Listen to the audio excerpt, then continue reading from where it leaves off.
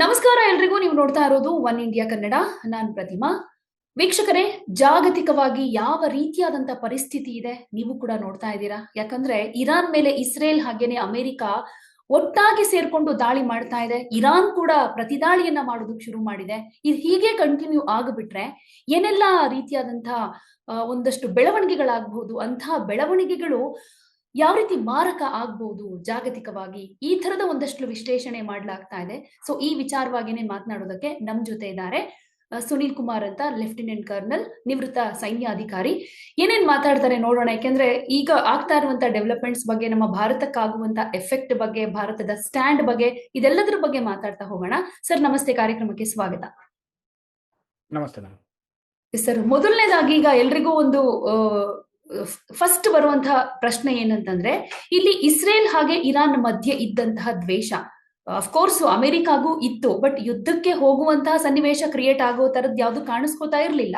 ಈಗ ಅಮೆರಿಕ ಕೂಡ ಇಸ್ರೇಲ್ಗೆ ಸಪೋರ್ಟ್ ಮಾಡ್ತಾ ಇದೆ, ಎರಡೂ ದೇಶಗಳು ಮುಗಿಬಿದ್ದಿವೆ ಇರಾನ್ ಮೇಲೆ ಅಂತ ಅಂದ್ರೆ ಇಂತಹ ಡೆವಲಪ್ಮೆಂಟ್ ಆಗಿದ್ ಯಾಕೆ ಅಂತ? ಫಸ್ಟ್ಲಿ ಇದನ್ನ ಒಂದು ಅಮೆರಿಕ ಮತ್ತೆ ಇಸ್ರೇಲ್ ಏನಿದೆ, ಇಟ್ ಈಸ್ ಅನ್ಕಂಡೀಷನಲ್ ಸಪೋರ್ಟ್. ಅದು ನಮ್ಗೆ ತುಂಬಾ ಮುಂಚೆಯಿಂದ ಗೊತ್ತಿರುವಂತ ಒಂದು ವಿಷಯ. ಯಾಕಂತ ಹೇಳಿದ್ರೆ ರೈಟ್ ಫ್ರಮ್ ದ ಡೇ, ಅಂದ್ರೆ ಸೆಕೆಂಡ್ ವರ್ಲ್ಡ್ ವಾರ್ ಆದ್ಮೇಲೆ ಆ ಒಂದು ಸಣ್ಣ piece of land in middle east called as Israel ಯಾವಾಗಿಂದ ಜ್ಯೂಸ್ಗೆ ಅಂತ ಕೊಟ್ಟಾಯ್ತು, ಫಾರ್ ಯಹೂದಿ ಕಮ್ಯುನಿಟಿ ಅಂತ ನಾವೇನ್ ಕರಿತೀವಿ ಅವ್ರಿಗೆ ಅಂತ ನಾವ್ ಯಾವಾಗ ಅದು ಅದಕ್ಕೆ ಅಂತ ಡೆಸಿಗ್ನೇಟ್ ಆಯ್ತು, ಅವರ ಜಾಗನ ಜೆರುಸಲೇಂ ಈಸ್ ಆರ್ ಹೋಮ್ ಅನ್ನೋ ರೀತಿಲಿ ಅವ್ರು ಮಾಡಿದ್ರು. ಅವತ್ತಿಂದ ಇಮ್ಮಟೀರಿಯಲ್ ಆಫ್ ವಿಚ್ ಪಾರ್ಟಿ ಅಂತ ಅಂದ್ರೆ it can be the GOP, that is Republican party ಆಗ್ಬೋದು, grand old party, or it can be the Democratic party. ಯಾವುದೇ ಪಾರ್ಟಿ ಬಂದ್ರು the support to Israel always remained.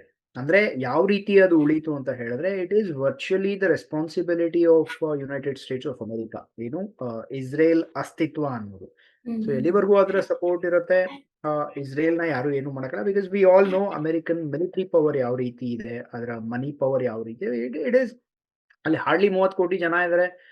It holds near about 25% of the world's GDP. So that is the power that they hold, and one of the most advanced militaries in the world, rather the most advanced military in the world. So ಈ ಒಂದು ಇದೇನಿದೆ support ಅವರಿಗಿದೆ. ಇದು ಯಾಕೆ ಅನ್ನೋದು, ಅದು second world ವಾರ್ಗೆ ನಾವು ಹಿಂದೆ ಹೋದ್ರೆ, ಈಗ ನ್ಯೂಕ್ಲಿಯರ್ ಬಾಂಬ್ ಅನ್ನೋದೇನಿತ್ತು ಅದನ್ನ ಫಸ್ಟ್ ಯೂಸ್ ಮಾಡಿದ್ದು, ಅಂಡ್ ಇವತ್ತಿನವರೆಗೂ ಒಂದೇ ಒಂದ್ಸಲ ಯೂಸ್ ಆಗಿರೋದು ಹಿಸ್ಟ್ರಿಲಿ, ಅದು ಅಮೆರಿಕದಿಂದ ಮಾತ್ರನೇ, ಅದು ವರ್ಲ್ಡ್ ವಾರ್ ನ ನಿಲ್ಸಕ್ಕೆ. ಆ ಟೈಮಲ್ಲಿ ಒಂದು ಎಥ್ನಿಕ್ ಕ್ಲೆನ್ಸಿಂಗ್ ಅಂತ ಹೇಳ್ಬಿಟ್ಟು ಏನ್ ನಡೆದಿತ್ತು ಯಹೂದಿಗಳದು, ಆವತ್ತಿಂದ virtually America took it upon to itself that ನಾವು ಹೇಗಾದ್ರೂ ಮಾಡಿ ಏನಾದ್ರೂ ಸರಿ ಇಸ್ರೇಲ್ನ ಅದರ ಅಸ್ತಿತ್ವನ ನಾವು ಹೋಗೋದಕ್ಕೆ ಯಾವತ್ತೂ ನಾವು ಬಿಡಲ್ಲ ಅಂತ ಹೇಳ್ಬಿಟ್ಟು. So this is the first point. ಈ ಒಂದು ರೀಸನಿಗೋಸ್ಕರ immaterial of which party comes into power, ಅವರ ಒಂದು ಇದು ಏನಿದೆ, ಮಿಲಿಟರಿ ಸಪೋರ್ಟ್ ಆಗ್ಲಿ ಇಲ್ಲ ಫೈನಾನ್ಷಿಯಲ್ ಸಪೋರ್ಟ್ ಆಗ್ಲಿ, ಇಸ್ರೇಲ್ಗೆ ಯಾವತ್ತೂ ಅದು ಇದ್ದೇ ಇತ್ತು. ಈಗಿನ ಒಂದು ಕಾನ್ಫ್ಲಿಕ್ಟ್ ಏನ್ ನಡೀತಾ ಇದೆ, ಇಟ್ ಈಸ್ ಟೂ ಫೋಲ್ಡೆಡ್. ಯಾಕಂತ ಹೇಳಿದ್ರೆ June 13 to June 23, 2025 ಇಸ್ರೇಲ್ ಮತ್ತೆ ಇರಾನ್ದು ಕಾನ್ಫ್ಲಿಕ್ಟ್ ಏನ್ ನಡೆದಿತ್ತು, 12 ಡೇ ಇಸ್ರೇಲ್ ಇರಾನ್ ವಾರ್, ಅದು ಲಾಸ್ಟ್ ಇಯರ್ ನಡೆದಿತ್ತು. ಆವಾಗ it was about once again it is a struggle for existence for Israel. ಮತ್ತೆ ನ್ಯೂಕ್ಲಿಯರ್ ಕೇಪಬಿಲಿಟಿ, ತನ್ನ ಒಂದು ನ್ಯೂಕ್ಲಿಯರ್ ಕೇಪಬಿಲಿಟಿನ ಎನ್ರಿಚ್ ಮಾಡ್ಕೊಳ್ಳುವಂಥದ್ದು, ಅಂದ್ರೆ ಒಂದು ನ್ಯೂಕ್ಲಿಯರ್ ಬಾಂಬ್ ನ ಕ್ರಿಯೇಟ್ ಮಾಡ್ಕೊಳ್ಳುವಂಥದ್ದು ಇರಾನ್ ನ ಉದ್ದೇಶ. ಈ ಎರಡು ಉದ್ದೇಶಗಳ ನಡುವಿನ ಒಂದು ಕಾನ್ಫ್ಲಿಕ್ಟ್ ಆಗಿತ್ತು. ಆವಾಗ ಏನ್ ನಡೆದಿತ್ತು, ಅದು ಯಾವಾಗ ಇರಾನ್ ಕೈಗೆ ಒಂದು ನ್ಯೂಕ್ಲಿಯರ್ ಬಾಂಬ್ ಅಂತ ಹೇಳ್ಬಿಟ್ಟು ಬಂದ್ಬಿಟ್ರೆ, that is a death nail for Israel. ಅದೆಲ್ಲರೂ ಹೋದ ಅವ್ರು ಖಂಡಿತವಾಗ್ಲೂ ಯೂಸ್ ಮಾಡೇ ಮಾಡ್ತಾರೆ. That is the level of animosity that is between both of these country. ನಾವು ಹಿಸ್ಟ್ರಿಯಲ್ಲಿ ಹಿಂದೆ ಹೋದ್ರೆ Iran and Israel they were very good friends, ತುಂಬಾ ಒಳ್ಳೆ ಫ್ರೆಂಡ್ಸ್ ಆಗಿತ್ತು ಅವೆರಡೂ. And they were supporting each other, and Iran was one of the first Islamic countries in the world to recognize Israel. Israel no desha ಹೊಸದಾಗ ಅದು ಹುಟ್ಟದಾಗ, Iran despite being an Islamic country, ಅದು first country Islamic countries ಅಲ್ಲಿ recognise ಮಾಡಿದ್ರು. Yes, we recognise Israel. ಅವರು ತಮ್ಮ ರಾಯಭಾರ ಕಚೇರಿಗಳನ್ನ ಕೂಡ ಒಬ್ರೊಬ್ರು ಅವರು ತೆಗೆಯಾಕ್ಬಿಟ್ಟಿದ್ರು. ಆ ರೀತಿ ಒಂದು ಅಗಾಧವಾದ ಫ್ರೆಂಡ್ಶಿಪ್ ಇತ್ತು ಅವ್ರ ಮಧ್ಯದಲ್ಲಿ. ಬಟ್ ದೆನ್ ಈ ಇಸ್ಲಾಮಿಕ್ ರೆವಲ್ಯೂಷನ್ 1979 ಅಲ್ಲಿ ನಡೀತು. ಪಹಲವಿ ಡೈನಾಸ್ಟಿ ಏನಿತ್ತು, ಈಗ ಏನ್ ನಡೀತಿದೆ ಖಮೇನಿ ಅಗೇನ್ಸ್ಟ್ ಆಗಿ, 1979 ನಲ್ಲಿ ಸೇಮ್ ಇದೇ ರೀತಿ ರಯಾಟ್ಸ್ ನಡೆದು ಪಹಲವಿ ಡೈನಾಸ್ಟಿ ಏನಿತ್ತು ಆ ಡೈನಾಸ್ಟಿನ ಜನಾನೇ ಕಿತ್ ಹಾಕಿದ್ರು ಆ ಟೈಮಲ್ಲಿ. ಅವರ ಮಗ ಇವತ್ತಿಗೂ ಅಲ್ಲೇ ಇದ್ದಾರೆ ಯುನೈಟೆಡ್ ಸ್ಟೇಟ್ಸ್ ಅಲ್ಲಿ, ರೆಜಾ ಶಾ ಪಲ್ಲವಿ. ನಾವು ಈಗ ನಾನೇನ್ ಹೇಳಿದೆ, ಒಂದು ನ್ಯೂಕ್ಲಿಯರ್ ಆಂಗಲ್ ಏನಿದೆ, ಯಾವುದು ಇರಾನ್ ನ್ಯೂಕ್ಲಿಯರ್ ಆಂಗಲ್ ಏನಿದೆ, that is the reason what is America and Israel showing to say that this is why we are attacking. ಈ ಕಾರಣಕ್ಕೋಸ್ಕರ ಅವ್ರು ನ್ಯೂಕ್ಲಿಯರ್ ಬಾಂಬ್ ಕ್ರಿಯೇಟ್ ಮಾಡ್ತಿದ್ದಾರೆ, ನಾವು ಅಟ್ಯಾಕ್ ಮಾಡ್ತೀವಿ ಅನ್ನೋ ಕಾರಣಕ್ಕೋಸ್ಕರ ಈಗ ಅಟ್ಯಾಕ್ ಮಾಡಿದ್ದಾರೆ ಅವ್ರ ಮೇಲೆ. We will never let them, nuclear enrichment weapon ಗ್ರೇಡ್ಗೆ ನಾವು ಬಿಡಲ್ಲ ಅಂತ ಹೇಳ್ಬಿಟ್ಟು ಅಟ್ಯಾಕ್ ಮಾಡಿದೆ ಯು ಎಸ್ ಅಂಡ್ ಇಸ್ರೇಲ್. ಇದು ಹೊರಗಡೆ ಕಾಣಿಸುವಂಥದ್ದು. ಬಟ್ ಒಂದು ಅಂಡರ್ಲೈಯಿಂಗ್ ರೀಸನ್ ಕೂಡ ಇದೆ. ಏನಂತ ಹೇಳಿದ್ರೆ, ಈಗ ಅಮೆರಿಕಾನ ನೋಡಿ, ವೆನಿಜುವೆಲಾ ಅಲ್ಲಿ ಒಬ್ಬ ಸಿಟ್ಟಿಂಗ್ ಪ್ರೆಸಿಡೆಂಟ್ ಯಾರಿದ್ರು, ಅವ್ರನ್ನ ದೇ ಕಿಡ್ನಾಪ್ಡ್ ಹಿಮ್. ಅಂಡ್ ಅಲ್ಲಿ ಆಪರೇಷನ್ ಅಲ್ಲಿ ಏನ್ ನಡೀತು, ಎಷ್ಟು ಜನ ಸತ್ರು, ಅದೆಲ್ಲಾನು ಈಗಲೂ there is no clear report. But ತುಂಬಾ ಜನ ವೆನಿಜುವೆಲನ್ ಸೋಲ್ಜರ್ಸ್ ಸತ್ತಿದ್ದಾರೆ. There is also report that some special weapons which have never been used, ಅಂತ ವೆಪನ್ಸ್ ನ ಕೂಡ ಇವರು ಯೂಸ್ ಮಾಡಿದ್ದಾರೆ. ಆ ತರದ ರಿಪೋರ್ಟ್ಸ್ ಎಲ್ಲ ಇದೆ. ಸೊ ಬೇಸಿಕ್ಲಿ ವೆನಿಜುವೆಲಾನ ಇವ್ರು ಅಟ್ಯಾಕ್ ಮಾಡಕ್ ಕಾರಣ ಅವರ ಆಯಿಲ್ ರಿಸೋರ್ಸಸ್ ಏನಿದೆ, ಆ ಆಯಿಲ್ ರಿಸೋರ್ಸಸ್ ನ ತಗೋಬೇಕಂತ.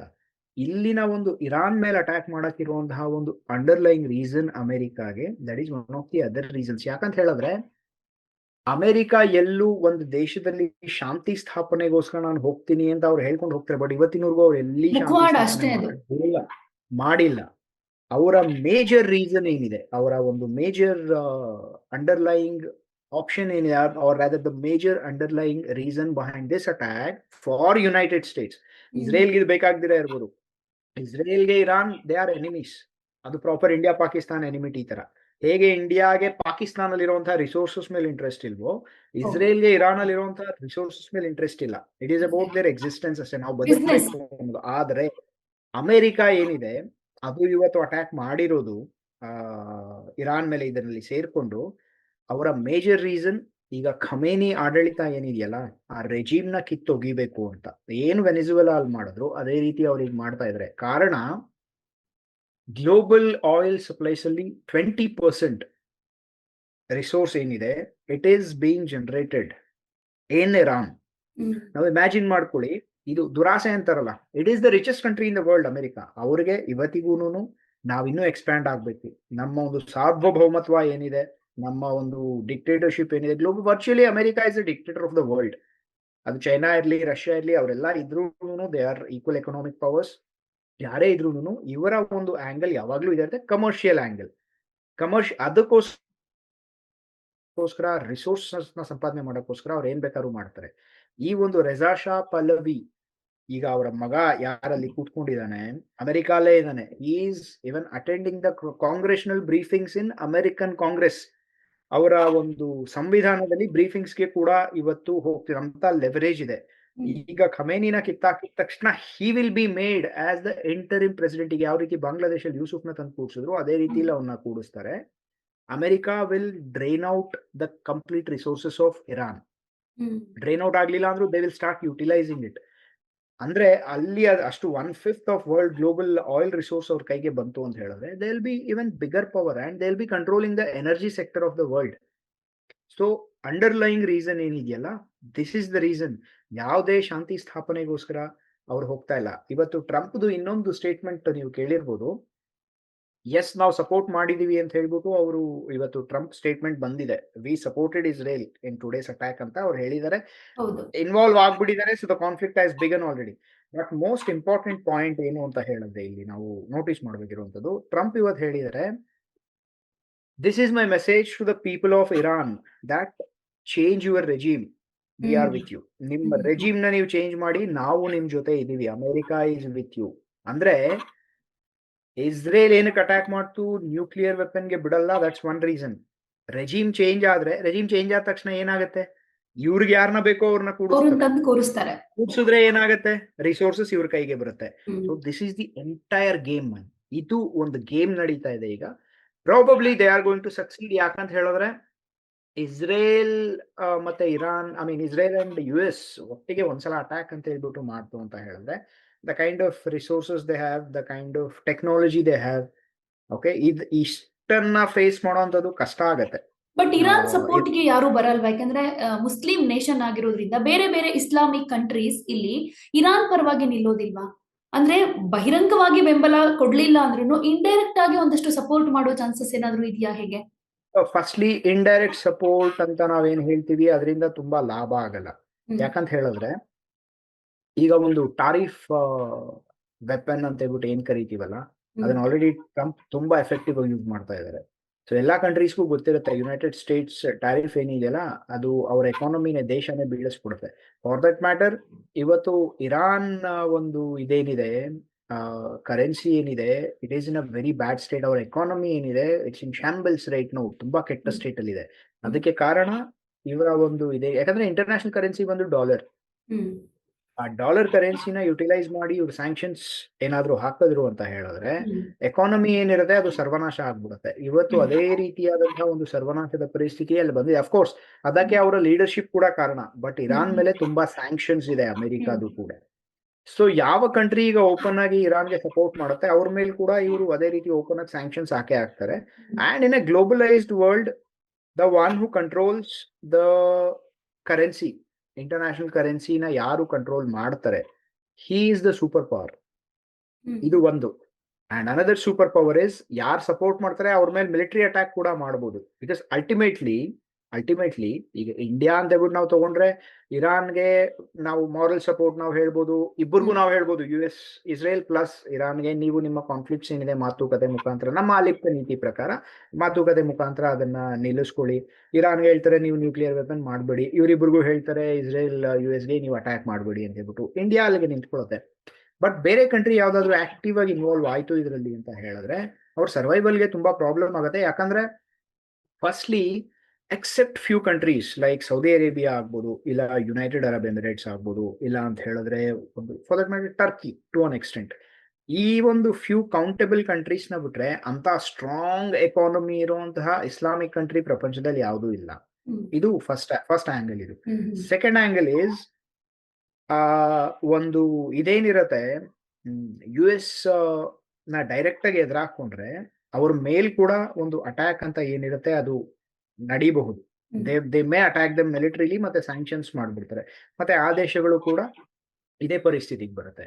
ಪ್ಲಸ್ ಪ್ಲಸ್ ಇರಾನ್ ಒಂದು ರಿಲೇಶನ್ಶಿಪ್ ಏನಿದೆಯಲ್ಲ with other Islamic countries, it is not very very good.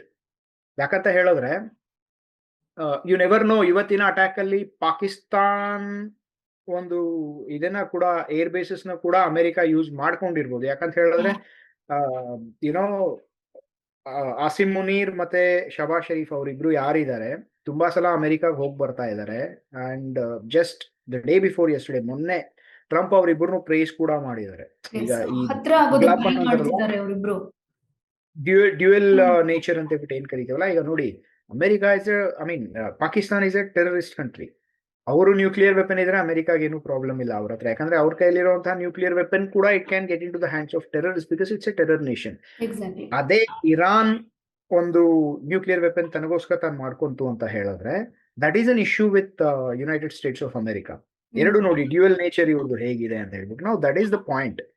Secondly, ಇವರು ಇರಾನ್ ಏನಿದೆಯಲ್ಲ, ಅವರು ತಮ್ಮನ್ನ ತಾವು ಯಾವಾಗ್ಲೂ ಪರ್ಷಿಯನ್ ಸುಪ್ರಿಮಸಿಯಲ್ಲೇ ಅವರು ಅದನ್ನ ಬಿಂಬಿಸ್ಕೊಂಡು ಬಂದ್ರು. ಅದೇ ರೀತಿ ತಮ್ಮನ್ನ ತಾವು ಅವರು ರಿಫ್ಲೆಕ್ಟ್ ಮಾಡ್ಕೊಂಡ್ರು. ಅದರಿಂದ ಏನಾಗಿದೆ ಅಂತ ಹೇಳಿದ್ರೆ ಅವರ ಒಂದು ರಿಲೇಶನ್ಶಿಪ್ ಏನಿದೆ with other Islamic countries is not very good. ಯಾಕಂದ್ರೆ ಇವರು ಇರಾನ್ ಅವರು ತಮ್ಮನ್ನ ತಾವು ತುಂಬಾ ಸುಪ್ರೀಂ ಅಂತ ಹೇಳ್ಬಿಟ್ಟು ಅವರು ತಿಳ್ಕೊಂಡಿದ್ದಾರೆ. ಆ ಒಂದು ಸುಪ್ರಿಮೆಸಿಯಿಂದ of course they have the resources and ಅವ್ರಿಗೆ ದುಡ್ಡು ಕೂಡ ಅದರಿಂದ ಇದೆ, ಸಂಪಾದನೆ ಮಾಡಿದ್ದಾರೆ ಅವರು, ಇಲ್ಲ ಅಂತಲ್ಲ. That country is good, but then they are sanctioned heavily economically. ಈ ಎಲ್ಲಾ ಒಂದು ಕಾರಣದಿಂದ ಅವರ ರಿಲೇಶನ್ಶಿಪ್ಸು ಚೆನ್ನಾಗಿಲ್ಲ. ಪ್ಲಸ್ ಬೇರೆ ಯಾರಾದ್ರೂ ಸಪೋರ್ಟ್ ಮಾಡಿದ್ರೆ there will be repercussions which are global on the countries that support Iran. ಈ ಎಲ್ಲಾ ಒಂದು ರೀಸನ್ಸ್ಗೋಸ್ಕರ ಯಾವ ಕಂಟ್ರಿನೂ ಡೈರೆಕ್ಟ್ ಆಗಿ ಬಟ್ ಸಪೋರ್ಟ್ ಮಾಡುವಂತ ರಷ್ಯಾ ಇದನ್ನ ಖಂಡಿಸಿದೆ. ಅಂದ್ರೆ ಇವಾಗೇನು ಇರಾನ್ ಮೇಲೆ ಇಸ್ರೇಲ್ ಹಾಗೇನೆ ಅಮೆರಿಕ ದಾಳಿ ಮಾಡಿದೆ, ಇದನ್ನ ಖಂಡಿಸಿದ್ದಾರೆ ಮಾಜಿ ಅಧ್ಯಕ್ಷ ಪುಟಿನ್. ಇನ್ನೂ ರಿಯಾಕ್ಟ್ ಮಾಡಿಲ್ಲ ಅಂತ ಅನ್ಕೊಳ್ತೀನಿ. ಬಟ್ ರಷ್ಯಾ ಇರಾನ್ ಪರವಾಗೇ ಇದೆ, ಚೀನಾ ಕೂಡ ಇರಾನ್ ಪರವಾಗೇ ಇರೋದ್ರಿಂದ ಈ ಎರಡೂ ದೇಶಗಳ ಸ್ಟ್ಯಾಂಡ್ ಯಾವ ರೀತಿಯಾಗಿರ್ಬೋದು? ಇರಾನ್ ಪರ ನಿಲ್ಬೇಕು ಅಂತಾನ, ಬೇಡ ಅಂತಾನ, ಹೇಗೆ ಅಂತ? ನನ್ನ ಒಂದು ಇದ್ರ ಪ್ರಕಾರ ಯಾರೂನು ಈಗ ಅಟ್ಯಾಕ್ಸ್ ಈ ರೀತಿ ನಡೆದಿದೆ ಅಂತ ಹೇಳಿದ್ರೆ ಓಕೆ ಅಲ್ಲಿ ಸಪೋರ್ಟ್ ದಿಸ್ ಅಟ್ಯಾಕ್ ಅಂತ ಯಾವ ಗ್ಲೋಬಲ್ ಹೌದು ಲೀಡರು ಹೌದು. ಪ್ರಪಂಚದಲ್ಲಿ ಹೇಳಲ್ಲ, ಯಾವ ಕಂಟ್ರಿನೂ ಅದನ್ನ ಹೇಳಲ್ಲ, no matter who it is. But ಅವರ ಒಂದು ಬ್ಯಾಕ್ ಡೋರ್ ಸಪೋರ್ಟ್ಸ್ ಏನಿರುತ್ತೆ, ಇದು ತುಂಬಾ ಮುಂಚೆಯಿಂದ ನಡೀತಾನೆ ಇದೆ. Because they are good friends, Iran and Russia, Iran and China. ಅವ್ರೇನಿದ್ದಾರೆ, they are good friends, and Iran and India is also good friends. ನಮ್ಮ ಒಂದು ಇದೆಯಲ್ಲ, relationship with Iran is very good. ಯಾಕಂತ ಹೇಳಿದ್ರೆ ಚಾಬಹಾರ್ ಪೋರ್ಟ್ ಅಂತ ಏನಿದೆ, we have invested heavily and they supported us. And Chabahar port ಏನಿದೆ, I mean global geopolitics ಹೇಗೆ ನಡೆಯುತ್ತೆ ಅಂತ ಹೇಳಿದ್ರೆ, it is a kind of Chok hold for Pakistan. Chabahar port ಅಲ್ಲಿ ಇಂಡಿಯನ್ ನೇವಿ ಏನಾದರೂ ಡೆಪ್ಲಾಯ್ ಆಯ್ತು ಅಂತ ಹೇಳಿದ್ರೆ, ಪೋರ್ಟ್ ಕಂಪ್ಲೀಟ್ ಆಗ್ಬಿಟ್ಟು, ಆ ಚಾಬಹಾರ್ ಪೋರ್ಟಿಗೆ ಪೂರ್ತಿ ಇನ್ಫ್ರಾಸ್ಟ್ರಕ್ಚರ್ ಸಪೋರ್ಟ್ ಏನಿತ್ತು, ವಾಟ್ ಎವರ್ ದ ಸಪೋರ್ಟ್ ಇಂಡಿಯಾಗೆ ಏನೇನು ಬೇಕಿತ್ತು, ಅದು ಇರಾನ್ ಆವತ್ತಿಂದನೂ ಅದನ್ನ ಮಾಡ್ತಾ ಬಂದಿದೆ. We have invested heavily in that. ಮುಂದೆ ಈಗ ಏನಾಗುತ್ತೆ ಅಂತ ಹೇಳ್ಬಿಟ್ಟು ನಾವು ನೋಡ್ಬೇಕು. If there is a change in regime, ಈಗ ಏನಾಗುತ್ತೆ ಅನ್ನೋದನ್ನ ನಾವು ಈಗ ಕಾದು ನೋಡ್ಬೇಕು. It is going to be interesting. Exactly. But ಇನ್ನ ಯಾವುದೇ ರಿಯಾಕ್ಟ್ ಚಾಬಹಾರ್ ಮಾಡಿಲ್ಲ ಪೋರ್ಟ್, ಪ್ರಧಾನಿ ಮೋದಿ ಅವರು ಇದ್ರ ಬಗ್ಗೆ. ಒಂದಷ್ಟು ದೇಶಗಳು ರಿಯಾಕ್ಟ್ ಮಾಡಿದ್ರು, ಮೋದಿ ಅವರು ಇನ್ನ ರಿಯಾಕ್ಟ್ ಮಾಡಿಲ್ಲ ಇದನ್ನ. ಯಾಕಂದ್ರೆ ಮೊನ್ನೆ ಅಷ್ಟೇ ಇಸ್ರೇಲ್ಗೆ ಹೋಗಿ ಬಂದ್ರು, ಇಸ್ರೇಲ್ ಜೊತೆನೂ ಚೆನ್ನಾಗಿದ್ದಾರೆ, ಇರಾನ್ ಜೊತೆನೂ ಕೂಡ ವ್ಯಾಪಾರ ಒಪ್ಪಂದಗಳೆಲ್ಲ ಆಗ್ತಾ ಇದಾವೆ, ಆ ದೇಶದ ಜೊತೆ ಕೂಡ ಚೆನ್ನಾಗಿದ್ದಾರೆ. ಸೊ ಏನಾಗಬಹುದು ಇಂಡಿಯಾ ಸ್ಟ್ಯಾಂಡ್ ಅನ್ನೋದ್ರ ಬಗ್ಗೆನೇ ಕುತೂಹಲ ಇದೆ. ಇಂಡಿಯಾ ಸ್ಟ್ಯಾಂಡ್ ನೋಡಿ, ನಾವು ಈಗ ಗ್ಲೋಬಲಿ ಯಾವುದೇ ಕಾನ್ಫ್ಲಿಕ್ಟ್ ನಡೆದ್ರು ಇವತ್ತಿನವರೆಗೂ ನಾವೆಲ್ಲರಿಗೂ ಹೇಳಿರೋ ಅಂಥದ್ದು ಒಂದೇನೇನೆ, ನೀವು ಒಂದು firstly stop attacking each other. ಅದು ರಷ್ಯಾ ಯುಕ್ರೇನ್ ಆದಾಗ ಕೂಡ, for that matter, prime minister visited Ukraine. Russia being so close and all weather friend for India, prime minister ಇದಕ್ಕೆ ಹೋಗಿದ್ರು, ಎಲ್ಲಿ ಯುಕ್ರೇನ್ಗೆ ಕೂಡ ಹೋಗಿ ಬಂದ್ರು. ಅಂಡ್ ಯುಕ್ರೇನಿಯನ್ ಅಫಿಷಿಯಲ್ಸ್ ಯಾರಿದ್ದಾರೆ, ಅವರ ಮಿನಿಸ್ಟರ್ಸ್, ಇನ್ಫ್ಯಾಕ್ಟ್ ಅವ್ರು ಇಂಡಿಯಾನ್ ಬ್ಲೇಮ್ ಮಾಡ್ತಿದ್ರು. India had the power and capacity to stop the war with Russia, but India ಏನು ಮಾಡ್ತಿಲ್ಲ ಅಂತ. But it is not so simplistic. ಯಾಕಂತ ಹೇಳಿದ್ರೆ, ಅದು ರಷ್ಯಾ ಯುಕ್ರೇನ್ ಕಾನ್ಫ್ಲಿಕ್ಟ್ ನಾವು ತಗೊಂಡಾಗ that's a different status. It's a different matter altogether. ಅಲ್ಲಿ ಡೈನಮಿಕ್ಸೇ ತುಂಬಾ ಅದು ಚೇಂಜ್ ಆಗಿದೆ. ಬಟ್ ಅಲ್ಲಿ ಕೂಡ ಇಂಡಿಯಾ ರಷ್ಯಾಗೂ ಹೇಳ್ತು, ಯುಕ್ರೇನಿಗೂ ಹೇಳ್ತು, don't fight, solve whatever the issue that you have through dialogue. ಅರ್ಥ ಆಯ್ತಾ? ಇದನ್ನೇ ಹೇಳಿದ್ದು. ಅನ್ಲೆಸ್ ಈಗ ನಮ್ಮ ಒಂದು ಸಾವರ್ನಿಟಿ ಏನಿದೆ, ಪಾಕಿಸ್ತಾನ್ ನಮ್ಮ ಮೇಲೆ ಏನು ಅಟ್ಯಾಕ್ ಮಾಡುತ್ತೆ, ನಾವು ಅಟ್ಯಾಕ್ ಮಾಡಿದಾಗ ನಾವು ರಿಟಾಲಿಯೇಟ್ ಮಾಡ್ತೀವಿ. It is not because we want something out of them, it is we have the right for self defence. ನಾವು ಅದನ್ನ ಮಾಡ್ತೀವಿ. ಅದೇ ರೀತಿ ಯಾವಾಗ ಎಲ್ಲೆಲ್ಲಿ ಗ್ಲೋಬಲ್ ಕಾನ್ಫ್ಲಿಕ್ಟ್ಸ್ ನಡೆದಿದೆ, including last June conflict between Israel and Iran, India ಯಾವಾಗಲೂ ಅದನ್ನೇ ಹೇಳುತ್ತೆ, ನಮ್ಮ ಅಲಿಪ್ತ ನೀತಿ ಪ್ರಕಾರ we don't want any war, ಎಲ್ಲರೂ ಶಾಂತಿಯಿಂದ ಇರಿ. ಅರ್ಥ? ಸೊ ಈಗ ಬರುವಂತ ರಿಯಾಕ್ಷನ್ ಕೂಡ ಅದೇ ಇರುತ್ತೆ. ಮತ್ತೆ ಇಂಡಿಯಾ ಹೇಳುತ್ತೆ, ಈಗ ಅಲ್ಲಿರುವಂತಹ ನಮ್ಮ ಸಿಟಿಸನ್ಸ್ ಯಾರ್ಯಾರಿದ್ದಾರೆ, ಇಂಡಿಯನ್ ಸಿಟಿಸನ್ಸ್ ಯಾರ್ಯಾರಿದ್ದಾರೆ, ಜಸ್ಟ್ ಅವರ ಸೇಫ್ ಗಾರ್ಡ್ ಏನಿದೆ, that is a top priority for us and we will do anything to get them out of that country safely ಅಂತ ಅದು ಒಂದು ಬರುತ್ತೆ. And India it will keep on observing what is happening other. ಯಾಕಂತ ಹೇಳಿದ್ರೆ ಒಂದು economic impact ಇದು ತುಂಬಾ ಇರುತ್ತೆ. ಯಾಕಂದ್ರೆ 20% ಆಫ್ ಇಂಡಿಯನ್ ಆಯಿಲ್ ಇಂಪೋರ್ಟ್ ಏನಿದೆ, that is from Iran. And Iran ಹತ್ರ ಚಾಬಹಾರ್ ಪೋರ್ಟ್ ಇದೆ. ಸಾರಿ, ಇರಾನ್ ಹತ್ರ ಇದು ಏನು, there is this strait of Hormuz ಇದೆ. That is a global choke point. ಅಲ್ಲಿ ಸ್ಟ್ರೇಟ್ ಆಫ್ ಹಾರ್ಮುಜ್ ಏನಾದರೂ ಕ್ಲೋಸ್ ಆಯ್ತು ಅಂತ ಹೇಳಿದ್ರೆ, not just for India, even global oil prices ಏನಿದೆಲ್ಲ, they will shoot up sharply. ತುಂಬಾ ಜಾಸ್ತಿ ಆಗ್ಬಿಡುತ್ತೆ ಗ್ಲೋಬಲ್ ಆಯಿಲ್ ಪ್ರೈಸಸ್. ಸೊ ಈ ಒಂದು ಸಿಚುವೇಶನ್ ಇರೋದ್ರಿಂದ we will watch this very closely, ಮುಂದೆ ಏನಾಗತ್ತೆ ಅಂತ ಹೇಳ್ಬಿಟ್ಟು. ಅದೇ ನಾನು ಒಬ್ರತ್ರ ಮಾತಾಡ್ತಾ ಇದ್ದೆ, ಡಿಫೆನ್ಸ್ ಎಕ್ಸ್ಪರ್ಟ್ ಹತ್ರ. ಅವ್ರು ಹೇಳ್ತಾ ಇದ್ರು, ಈ ಯುದ್ಧ ಇನ್ ಕೇಸ್ ಒಂದು 72 hours ಅಥವಾ ಒಂದು 2 days 3 days ಒಳಗಡೆ ಮುಕ್ತಾಯ ಆಗ್ಲಿಲ್ಲ ಅಂದ್ರೆ ಜಾಗತಿಕವಾಗಿ ಒಂದು ದೊಡ್ಡ ಹೊಡೆತ ಬೀಳುತ್ತೆ. ಒಂದು 25 ವರ್ಷದ ಹಿಂದಕ್ಕೆ ಹೋಗ್ಬೇಕಾಗತ್ತೆ. ಪ್ರತಿಯೊಂದು ದೇಶದ ಆರ್ಥಿಕ ಸ್ಥಿತಿ ಆಗಿರ್ಬೋದು, ಎಲ್ಲವೂ ಕೂಡ 25 ವರ್ಷದ ಹಿಂದಕ್ಕೆ ಹೋಗ್ಬೇಕಾಗತ್ತೆ ಅಂತ ಹೇಳಿದ್ರು. ನಿಜಕ್ಕೂ ಅದು ಶಾಕಿಂಗ್ ಅಂತ ಅನ್ಸುತ್ತಲ್ವಾ? ನಿಜಕ್ಕೂ ಆತರ ಆಗ್ಬಿಡುತ್ತಾ ಹೇಗೆ ಅನ್ನೋ ಆತಂಕ. ಸಿ ಲಾಸ್ಟ್ ಇದು ಏನಿದೆ, ಒಂದು ಇದ್ರ ಪ್ರಕಾರ ಅಂದ್ರೆ ಲಾಸ್ಟ್ ವಾರ್ ಏನ್ ನಡೆದಿತ್ತು ಅವಾಗ ಕೂಡ ಇದಿತ್ತು, ಈ ಪ್ರಾಬ್ಲಮ್ ಏನಿದೆ ಅದು ಅವಾಗ್ಲೂ ಇತ್ತು. ಅಂಡ್ ಆ ಕಾನ್ಫ್ಲಿಕ್ಟ್ 10 days ಏನ್ ನಡೆದಿತ್ತು ಅದು ಎಂಡ್ ಆಗಿದ್ದೆ when America attacked the nuclear basis. ಅವ್ರದ್ದು ಫೋರ್ಡೋ ಅಂತ ಏನಿತ್ತು, ನಟಾನ್ಸ್ ಅಂತ ಏನಿತ್ತು, ಈ ನ್ಯೂಕ್ಲಿಯರ್ ಬೇಸಿಸ್ ನ ಅಮೆರಿಕಾ ಅಟ್ಯಾಕ್ ಮಾಡದ ಮೇಲೆ they used a special bomb, underground bomb ಏನಿತ್ತು ಅದನ್ನ ಯೂಸ್ ಮಾಡಿ ಅವರ ನ್ಯೂಕ್ಲಿಯರ್ ಬೇಸಿಸ್ ಏನಿದೆ ಅದನ್ನ ಅವರು ಡೆಸ್ಟ್ರಾಯ್ ಮಾಡಿದೀವಿ ಅಂತ ಹೇಳಿದ್ರು. ಆವಾಗ ಕಾನ್ಫ್ಲಿಕ್ಟ್ ಅಲ್ಲಿ ನಿಂತಿತ್ತು. ಅರ್ಥ ಆಯ್ತಾ? ಬಟ್ ಎಕಾನಮಿಕ್ ಇಂಪ್ಯಾಕ್ಟ್ ಆಗ ಕೂಡ ಆಗ್ಬೇಕಿತ್ತು, ಆಯ್ತಾ? ಬಟ್ 10 days ಅಲ್ಲಿ ಆ ಥರದ ಎಕ್ಸ್ಟ್ರಾಡಿನರಿ ಏನೂ ಆಗಲಿಲ್ಲ. ನಾನು ಆಗ್ಲೇ ಹೇಳ್ದಾಗೆ ಈಗ ಈ ಕಾನ್ಫ್ಲಿಕ್ಟ್ ಇಂದ ಗ್ಲೋಬಲ್ ಇಂಪ್ಯಾಕ್ಟ್ ಆಗತ್ತೆ ಅಂತ ಹೇಳಿದ್ರೆ the entire globe will blame America. ಇದು ಅಮೆರಿಕಾಗಿನೂ ಇದು ಬೇಕಾಗಿಲ್ಲ. ಸೊ ಅವರ ಆಕ್ಷನ್ಸ್ ಏನಿರುತ್ತಲ್ಲ, ಯಾಕಂದ್ರೆ they took 2 months for preparation. Almost 2 ತಿಂಗಳಿಂದ ಅವರ ಒಂದು ಮಿಲಿಟರಿ ಬಿಲ್ಡಪ್ ನಡೀತಿದೆ. ಫಾರ್ ದಟ್ ಮ್ಯಾಟರ್ ಈ ಮ್ಯಾಟರ್ನ ಎಸ್ಕಲೇಟ್ ಮಾಡಬಾರ್ದು ಅಂತ ಹೇಳ್ಬಿಟ್ಟು ಪ್ರಾಬ್ಲಿ ಅವರ ಒಂದು ಇದೇನಿದೆ ಮಾತುಕತೆ ಕೂಡ ನಡೆದಿತ್ತು ಅವರಿಬ್ಬರ ಮಧ್ಯದಲ್ಲಿ, ಯುನೈಟೆಡ್ ಸ್ಟೇಟ್ಸ್ ಅಂಡ್ ಇರಾನ್ ಮಧ್ಯದಲ್ಲಿ. ಈ ಅವರ ನ್ಯೂಕ್ಲಿಯರ್ ಪ್ರೋಗ್ರಾಮ್ ರಿಲೇಟೆಡ್ ಮಾತುಕತೆ ಕೂಡ ನಡೆದಿತ್ತು. They was a dialogue, but then that dialogue failed. Probably ಇವರ ಟರ್ಮ್ಸ್ಗೆ ಅವ್ರು ಒಪ್ಪಿಲ್ಲ ಅಂತ ಹೇಳುತ್ತೆ. ಅಂದ್ರೆ ನ್ಯೂಕ್ಲಿಯರ್ ಎನ್ರಿಚ್ಮೆಂಟ್ ಬಗ್ಗೆ ಇರಾನ್ ಒಪ್ಕೊಂಡಿಲ್ಲ ಅಂತ ಅನ್ಸುತ್ತೆ. ಆ ಒಂದು ರೀಸನ್ ಇಂದ ಈಗ ನೆಕ್ಸ್ಟ್ ಏನಾಗತ್ತೆ ಅದನ್ನ ನಾವು ಕಾದ್ ನೋಡ್ಬೇಕು. ಸಿ ಎಕನಾಮಿಕ್ ಫಾಲೋಔಟ್ ಏನಿರತ್ತಲ್ಲ, it will always be there based on what is going to happen inside Iran. ಈಗ ಇಮಿಡಿಯೇಟ್ಲಿ ರೆಜಿಮ್ ಚೇಂಜ್ ಏನಾದ್ರೂ ಆಗ್ಬಿಡ್ತು ಅಂತ ಹೇಳಿದ್ರೆ ಇಮಿಡಿಯೇಟ್ಲಿ ಈ ಒಂದು ಪ್ರಾಬ್ಲಮ್ ಬರಲ್ಲ. ಯಾವುದು ನಾವೇನ್ ಎಕ್ಸ್ಪೆಕ್ಟ್ ಮಾಡ್ತಿದೀವಿ ಆ ಪ್ರಾಬ್ಲಮ್ ಈಗ ಬರಲ್ಲ. ಎಕನಾಮಿಕ್ ಇಂಪ್ಯಾಕ್ಟ್ ಅಷ್ಟು ಸಿವಿಯರ್ ಆಗಲ್ಲ. ಬಟ್ ವಾರ್ ಕಂಟಿನ್ಯೂ ಆಗಿ ಅವರ ಒಂದು ಆಯಿಲ್ ರಿಫೈನರೀಸ್ ಏನಿದೆ ಅದನ್ನ ಮತ್ತೆ ಸ್ಟ್ರೈಟ್ ಆಫ್ ಹರ್ಮೂಸ್ ಏನಿದೆಯಲ್ಲ, that is that will be global energy trigger ಆಗ್ಬಿಡುತ್ತೆ. ಅದು ಸ್ಟ್ರೈಟ್ ಆಫ್ ಹರ್ಮೂಸ್ ಅಂತ ಏನಿದೆ ಅದು 20% ಆಫ್ ಗ್ಲೋಬಲ್ ಪೆಟ್ರೋಲಿಯಂ ಲಿಕ್ವಿಡ್ಸ್ ಏನೇನಿದೆ that is passed through that 20 million barrels per day ಆ ಸ್ಟ್ರೈಟ್ ಆಫ್ ಹರ್ಮೂಸ್ ಇಂದ ಮೂವ್ ಆಗತ್ತೆ. ಈಗ ಅದು ನಿಂತೋಯ್ತು ಅಂತ ಹೇಳಿದ್ರೆ not just for India, it is going to be a global trigger. That is the first point economically.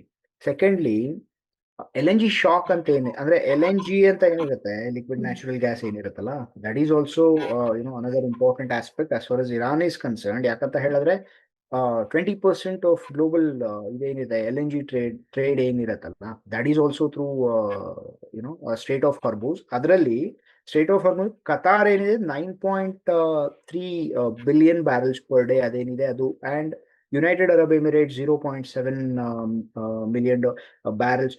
ಈ ರೀತಿ ಸ್ಟೇಟ್ ಆಫ್ ಹರ್ಮೂಸ್ ಅಲ್ಲಿ ಅವರು ಅದನ್ನ ಎಕ್ಸ್ಪೋರ್ಟ್ ಮಾಡ್ತಾ ಇದ್ದಾರೆ. ಅವ್ರ ಕಂಟ್ರೀಸ್ ಅಲ್ಲಿ ಏನೇನ್ ಜನರೇಟ್ ಆಗುತ್ತೆ ಅದು, apart from what Iran is doing. So ಇದೆಲ್ಲಾನು ಈಗ ನಿಂತೋಗುತ್ತೆ. ಪ್ರೊವೈಡೆಡ್ ನಾನು ಈಗ ಹೇಳ್ತಿರೋದೆಲ್ಲ it has an underline condition. ಆ ಕಂಡೀಷನ್ ಏನು ಅಂತ ಹೇಳಿದ್ರೆ strait of Hormuz is attacked and it is closed. ಅದೇನಾದ್ರೂ ಆಯ್ತು ಅಂತ ಹೇಳಿದ್ರೆ ನಾವು that is the biggest challenge. Plus Iran ಒಳಗಡೆ ಇರುವಂತಹ ಆಯಿಲ್ ರಿಫೈನರೀಸ್ ಏನೇನಿದೆ ಅದ್ರ ಮೇಲೆ ಏನಾದ್ರೂ ಅಟ್ಯಾಕ್ ನಡೆಯುತ್ತಾ ಅನ್ನೋದನ್ನು ನಾವು ನೋಡ್ಬೇಕು. Probably the way I see it, ಈ ಒಂದು ಇದೇನಿದೆ ಸ್ಟೇಟ್ ಆಫ್ ಹರ್ಮೂಸ್ ಕ್ಲೋಸ್ ಆಗಲ್ಲ. Some of the refineries may be attacked just to show that as it's better to step back. ಅಂದ್ರೆ ಇರಾನ್ ನ ಹೆದರ್ಸಕ್ಕೋಸ್ಕರ ನಾವು, but they will not attack all the oil refineries because it is going to have ಇದು global impact.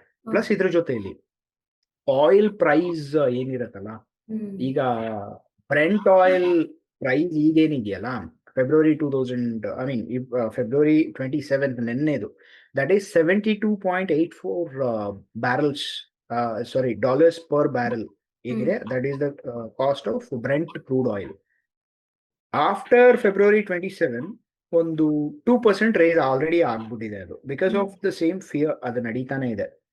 So ಅದು 80 ಹತ್ತತ್ರ ಏನಾದ್ರು reach ಆಗ್ಬಿಡ್ತು ಅಂತ ಹೇಳಿದ್ರೆ 1 ಮಿಲಿಯನ್ ಬ್ಯಾರಲ್ ಪರ್ ಡೇ ಆಯ್ತಾ, that is the raise in the cost that is going to happen.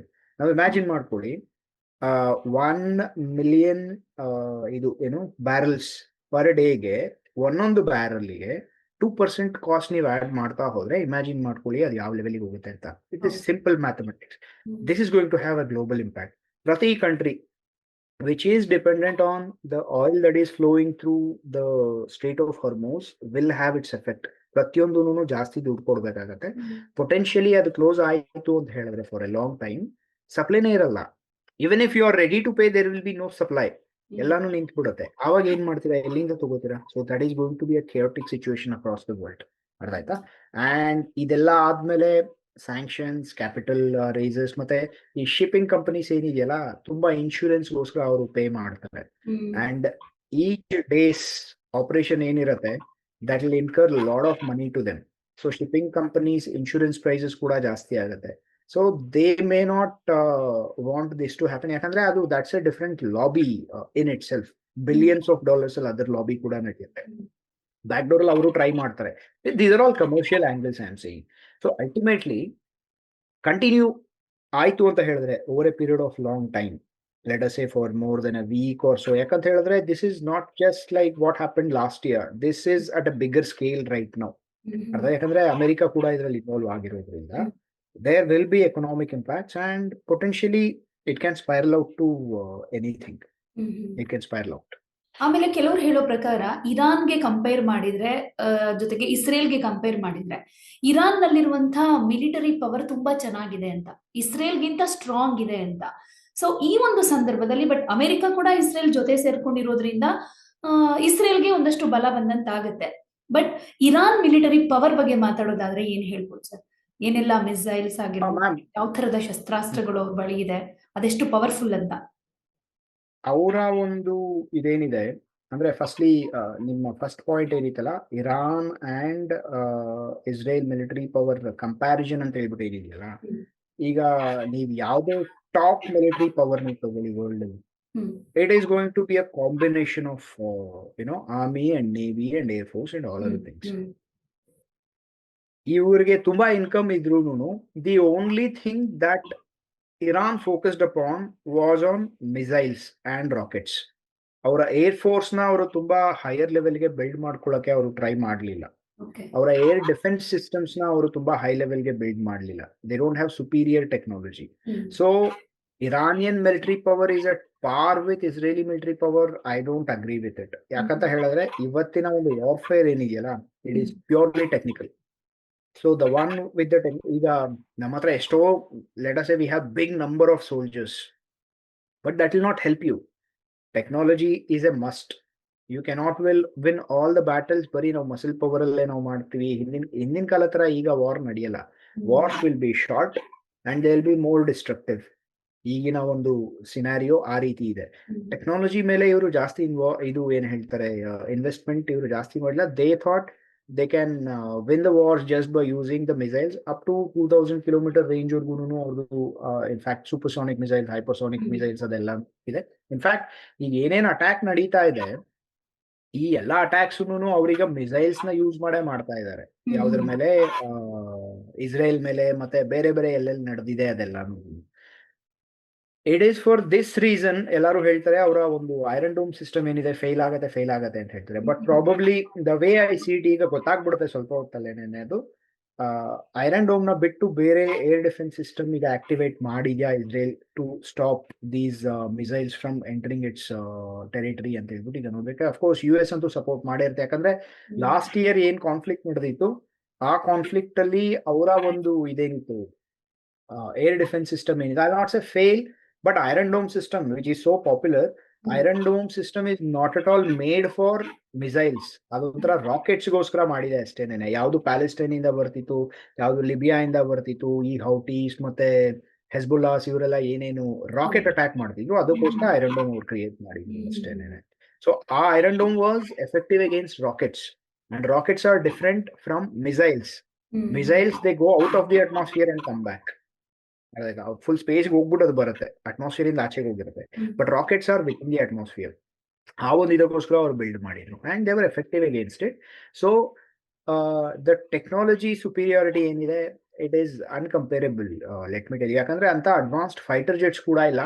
And June 12th last year ಈ conflict start ಆದಾಗ ವಿತ್ ಇನ್ 24 hours ಅವರ air defence system, Iran air defence system plus Iran air force, ಅವರು they were just demolished. Within the first day, within few hours of the conflict, Israel destroyed it.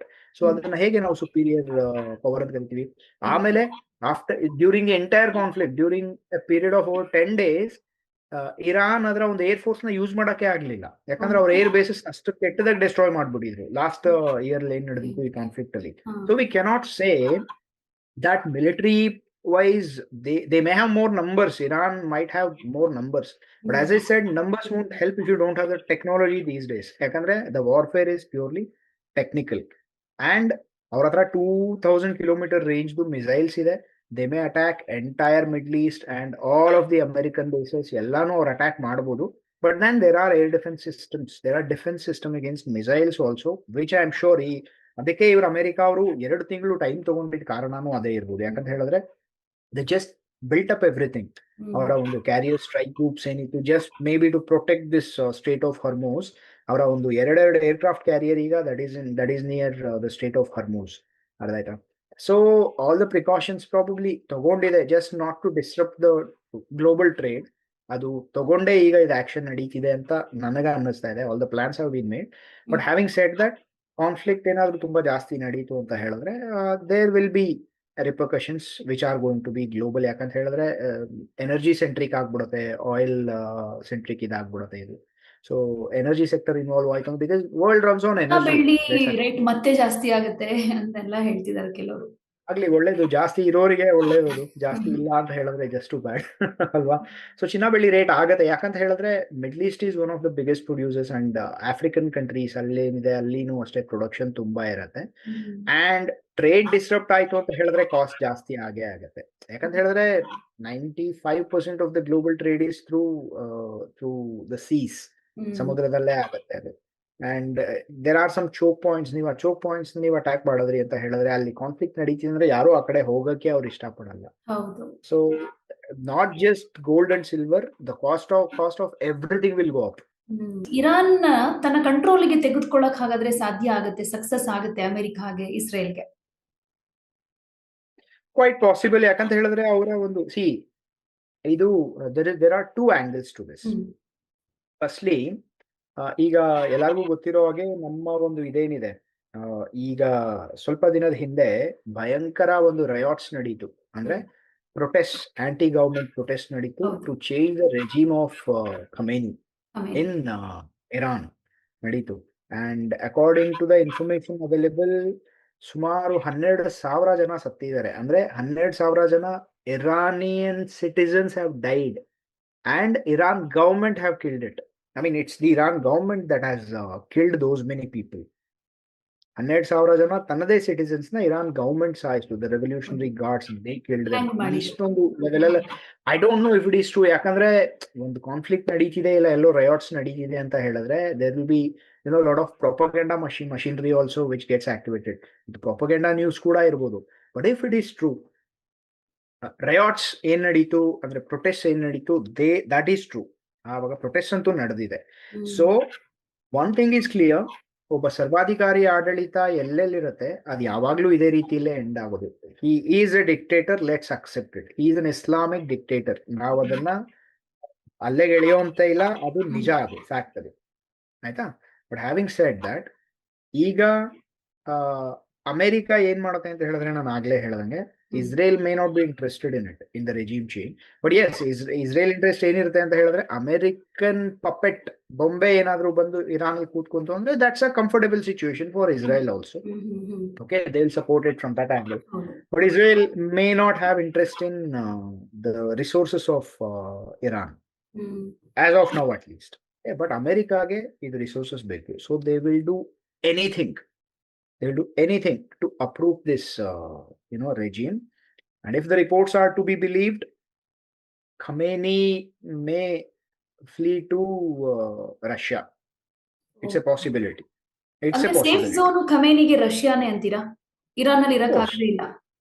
Of course. See, generally ಏನಾಗತ್ತೆ, ಈಗ ನೋಡಿ 1979 ಅಲ್ಲಿ, ಈಗ ನಾನು ಹೇಳಿದಲ್ಲ, ಈಗ Khamenei ಹೋದ್ಮೇಲೆ ನೆಕ್ಸ್ಟ್ ಯಾರು ಬರೋರು ಇದಾರೆ, ರೆಜಾ ಶಾ ಪಲ್ಲವಿ ಅಂತ. ಅವರು ಇರಾನಿಂದ ಅಮೆರಿಕಾಗ ಹೋಗಿದ್ರು. ಯಾಕಂದ್ರೆ they were close to America. ಈಗ Khamenei is close to Russia.